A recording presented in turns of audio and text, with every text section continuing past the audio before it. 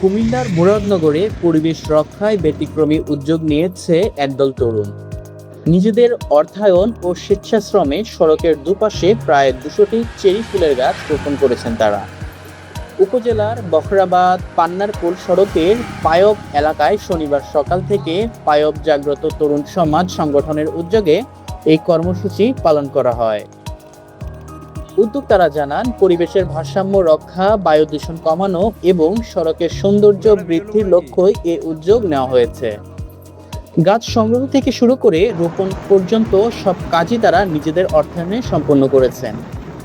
সংগঠনের সদস্যরা জানান, ভবিষ্যতেও এই ধরনের কার্যক্রম অব্যাহত রাখার পরিকল্পনা রয়েছে।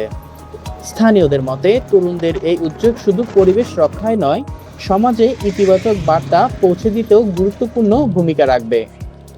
এদিকে পথচারীরাও এই উদ্যোগকে প্রশংসা করে বলছেন, সবুজে ঘেরা একটি বাসযোগ্য পরিবেশ গড়ে তুলতে এমন উদ্যোগ অনুপ্রেরণাদায়ক। Desk report, Dhaka press.